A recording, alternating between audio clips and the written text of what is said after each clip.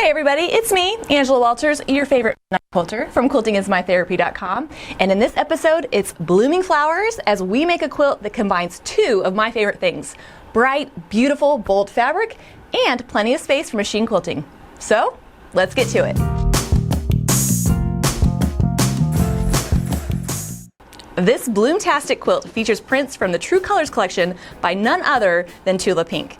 And just looking through the different fabrics is like a little treasure hunt of its own. From sweet little swallows to beautiful textures and geometric tonals in a rainbow of colors, it is sure to be the perfect start for a beautiful quilt.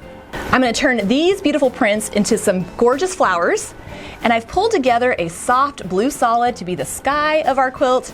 And of course, what flower doesn't need a little bit of stem and leaves? So that bold green is going to be perfect for that.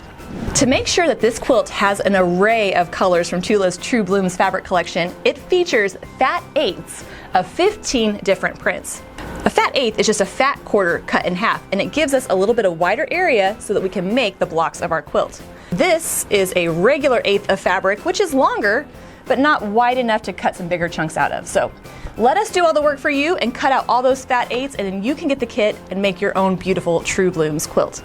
To find out more information about the kit or the pattern, you can just visit quiltingismytherapy.com, scan the QR code, or click the link in the description box below.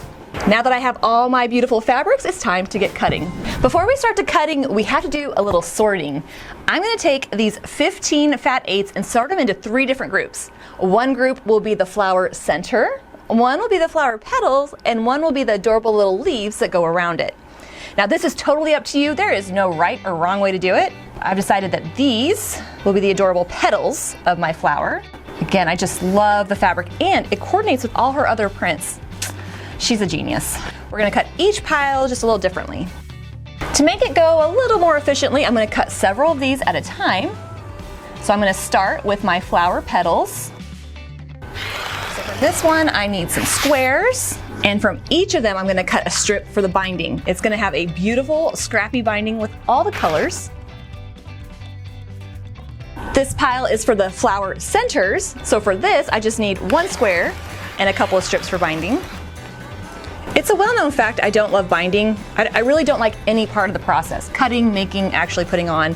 But what is nice about this is I'm kind of cutting out the binding while I'm cutting out the blocks, so future Angela will be super happy that that's already ready.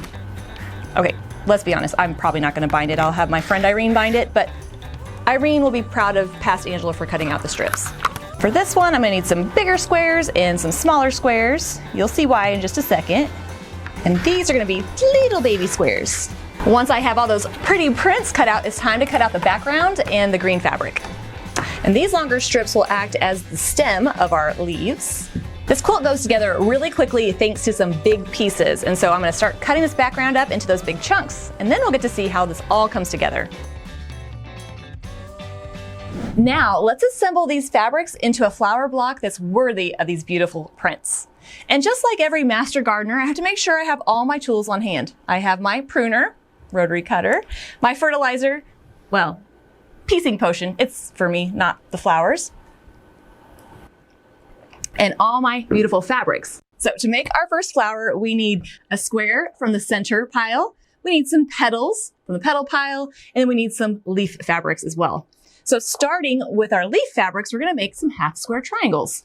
We're going to take our background fabric and I'm going to draw a diagonal line from corner to corner. We're doing the 2 at a time, half square triangle method. I'm going to place background fabric and my pretty petal fabric right sides together. And then I'm going to sew a 1/4 inch seam on both sides of that drawn line. Once I'm done with that, all I have to do is trim on that line, press open, and trim it down.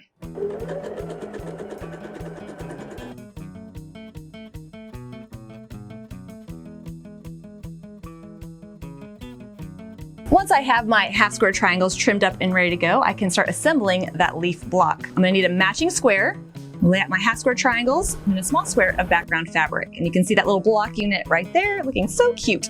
Quick sew together, quick press, and then we can move on to the petals. Then I have that first little unit. I just need to make 3 more of them for a total of 4. But before we get there, let's do our petals.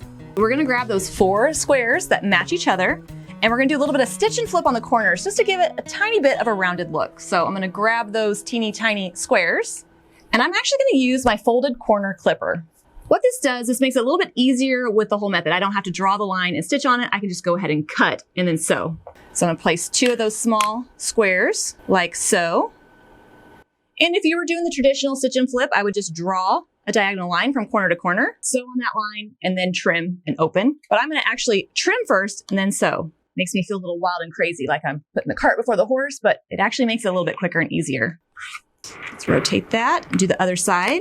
Now that I have it trimmed, I can just sew those 1/4 inch seams, press it open, and I'll have my first block. I just have to repeat that on 3 more blocks, repeat on my petals, and then we'll see how that first flower block comes together. Now that I have all the individual pieces of my flower ready to go, it's time to put it together into one beautiful bloom. So I'm gonna start with my center, and I'm gonna put my pretty leafy pieces, and then those petals with the little stitch and flip corners. And we're gonna see how it all comes together. Once I have it laid out, I just have to sew the blocks into rows and sew the rows together, give it a quick press, and then it's finished.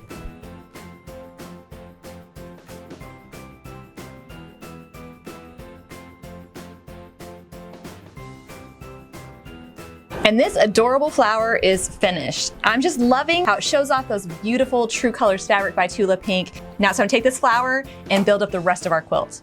Now this quilt is actually pieced in columns. So I'm gonna start with my flower block, and I need to add a stem and leaves, of course. Now this block unit was super easy to make. I just had some bigger pieces I sewed together, and I made that little leaf unit right there the same way I made this right here. Then I'm gonna add a nice chunk of that background fabric to the top of my flower, and we can start to see what that first column is gonna look like. So let me sew this together, and we'll start to see how the rest of this quilt is gonna come together. And there I have the first column of my quilt, that adorable pink block and that cute little stem. But we need more than just one flower for this quilt, so I'm gonna lay out the other columns that make up this bloomtastic quilt. The rest of the columns are made the same way, with a flower block, stem and leaves, and then a background piece on the top. I just need to sew these together and our True Blooms quilt top will be finished. Look how bright and beautiful and happy this quilt is. For the backing, I'm gonna use this soft blue fabric, and I've pulled together 3 threads that I think are gonna look beautiful on this. Now it's time to use some of my machine quilting rulers with creative grids to put my own little touch on the background areas. So let me get this ready and we'll get to it. So I have all my stuff set and ready to go. With all that solid background area, it's the perfect spot for playing around with some of my new creative grids rulers. This may look daunting, but once you get the hang of it, quilting with rulers is a snap. And I just love how the rulers have black and white reference lines so that you can see them no matter what color of fabric you're working on. Plus, I've put together free downloadable PDFs that show you how to use each one of these rulers. And to get the rulers or the products shown in the video, all you have to do is click the link in the description box, or you can scan the QR code.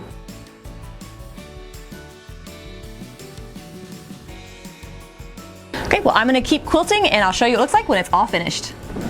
And this quilt is finished. And I just love the saturated colors of Tula's fabric. That gal, she really knows what she's doing. Plus, the solid fabrics allowed a little bit of space for the quilting to shine.